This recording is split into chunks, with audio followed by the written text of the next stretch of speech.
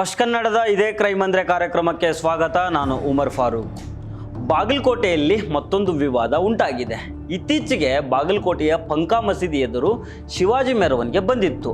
ಅಲ್ಲಿ ಸುಮಾರು 1 ರಿಂದ 1.5 ಗಂಟೆ ನಿಂತ್ಕೊಂಡು ಮಸೀದಿ ಎದುರು ಬನಾಯಿಂಗೆ ಮಂದಿರ ಅಂತ DJ ಹಾಕ್ಕೊಂಡು ಕುಣಿದಾಡಿದ್ರು. ಮಸೀದಿ ಎದುರು ಕುಣಿತಾ ಇದ್ದವರು ತೊಡೆ ತಟ್ಟಿ ತೋಳು ತಟ್ಟಿ ಹೊರಗೆ ಬರ್ರೋ ಅನ್ನೋ ರೀತಿ ಸನ್ನೆಗಳನ್ನು ಮಾಡಿ ಮಸೀದಿ ಒಳಗಿದ್ದವರಿಗೆ ಪ್ರವೋಕ್ ಮಾಡಿದ್ರು. ಇದೊಂದು ದೊಡ್ಡ ವಿವಾದಕ್ಕೆ ಕಾರಣ ಆಯಿತು. ಇದರಿಂದಾಗಿ ಬಾಗಲಕೋಟೆ ಈಗ ಬೂದಿ ಮುಚ್ಚಿದ ಕೆಂಡದ ರೀತಿ ಆಗಿದೆ. ಈ ಕಿಡಿಯಾರುವ ಮೊದಲೇನೆ ಈಗ ಅದೇ ಬಾಗಲಕೋಟೆಯಲ್ಲಿ ಮತ್ತೊಂದು ವಿವಾದ ಬೆಳಕಿಗೆ ಬಂದಿದೆ. ಮಾಡೋದಕ್ಕೆ ಕೆಲಸ ಇಲ್ಲದೆ ಇರೋ ನಿರುದ್ಯೋಗಿ ಪುಂಡನೊಬ್ಬ ತನ್ನ ಮಗನ ಕೈಯಿಂದ ಮಸೀದಿಯ ಕಾಂಪೌಂಡ್ ಗೋಡೆ ಮೇಲೆ ಜೈ ಶ್ರೀರಾಮ್ ಅಂತ ಬರೆಸಿದ್ದಾನೆ. ಇದು ಈಗ ಮುಸ್ಲಿಂ ಸಮುದಾಯದ ಆಕ್ರೋಶಕ್ಕೆ ಕಾರಣ ಆಗಿದೆ. ಈ ಸ್ಟೋರಿ ಬಗ್ಗೆ ಈ ವಿಡಿಯೋದಲ್ಲಿ ಡೀಟೇಲ್ ಆಗಿ ನೋಡೋಣ. ಈ ವಿಡಿಯೋವನ್ನು ಕೊನೆಯ ತನಕ ಮಿಸ್ ಮಾಡದೆ ನೋಡಿ.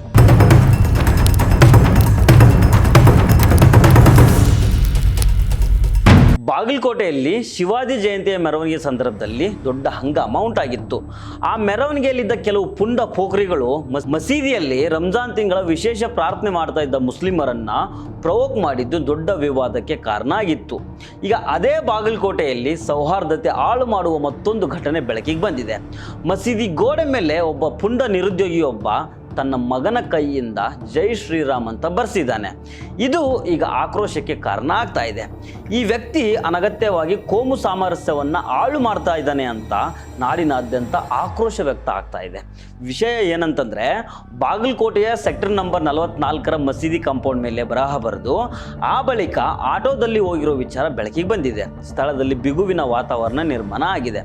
ಇನ್ನು ಈ ಪ್ರಕರಣದ ಸಂಬಂಧ ನವನಗರ ಸ್ಟೇಷನ್ ಪೊಲೀಸರು ಯಮ್ನೂರಿ ಮತ್ತು ಆತನ ಮಗನನ್ನು ವಶಕ್ಕೆ ತೆಗೆದುಕೊಂಡು ವಿಚಾರಣೆಗೆ ಒಳಪಡಿಸಿದ್ದಾರೆ.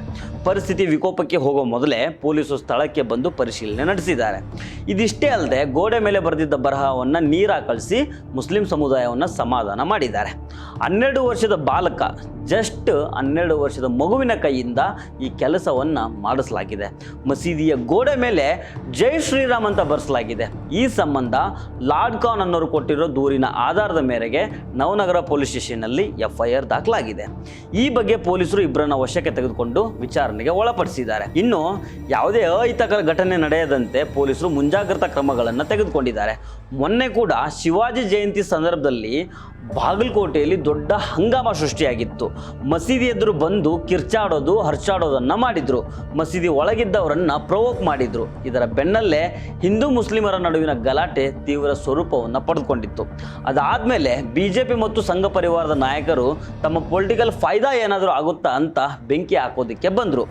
ಮತ್ತೆ ಅದೇ ಸ್ಥಳದಿಂದಾನೇ ಶಿವಾಜಿ ಮೆರವಣಿಗೆ ಮಾಡ್ತೀವಿ ಅಂತ ಪಟ್ಟು ಹಿಡಿದಿದ್ರು. ಹೀಗಾಗಿ ಪರಿಸ್ಥಿತಿ ವಿಕೋಪಕ್ಕೆ ಹೋಗೋ ಮುನ್ಸೂಚನೆ ಸಿಗ್ತಾ ಇದ್ದಂಗೆನೆ ಪೊಲೀಸರು ಬಾಗಲಕೋಟೆಯಲ್ಲಿ ನಿಷೇಧಾಜ್ಞೆ ಜಾರಿ ಮಾಡಿದ್ರು.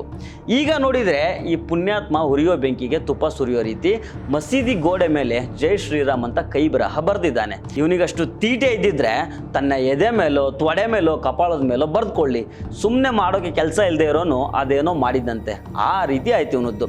ಪಾಪ 12 ವರ್ಷದ ಮಗು ಹತ್ರ ಇಂತಹದ್ದು ಕೆಟ್ಟ ಕೆಲಸವನ್ನು ಮಾಡಿಸಿದ್ದಾನೆ. ಅಂದರೆ ಇವನು ಮನಸ್ಸಲ್ಲಿ ಅದೆಂಥ ವಿಷ ಇದೆ ಅನ್ನೋದನ್ನು ಅರ್ಥ ಮಾಡ್ಕೊಳ್ಳಿ. ನೋಡಿ, ಈಗಲೇ ಇವನನ್ನು ಹೆಡೆಮುರಿ ಕಟ್ಟಿ ಜೈಲಿಗೆ ಹಾಕಿ ಸರಿಯಾಗಿ ಟ್ರೀಟ್ಮೆಂಟ್ ಕೊಟ್ಟಿಲ್ಲ ಅಂದರೆ ನಾಳೆ ಇವನು ಹೊರಗಡೆ ಬಂದು ದೊಡ್ಡ ಸಮಾಜಘಾತುಕ ಆಗಬಹುದು. ಆದ್ದರಿಂದ ಪೊಲೀಸರು ಇಂಥವರ ಬಗ್ಗೆ ಈಗಲೇ ಸ್ವಲ್ಪ ಕ್ಲಾಸ್ ತೆಗೆದುಕೊಳ್ಳೋ ಅವಶ್ಯಕತೆ ಇದೆ. ಸೊ ಫ್ರೆಂಡ್ಸ್, ಇದು ಇವತ್ತಿನ ಇದೇ ಕ್ರೈಮ್ ಅಂದರೆ ಕಾರ್ಯಕ್ರಮ. ಮತ್ತೆ ಭೇಟಿ ಆಗ್ತಿರೋಣ. ನಮಸ್ಕಾರ.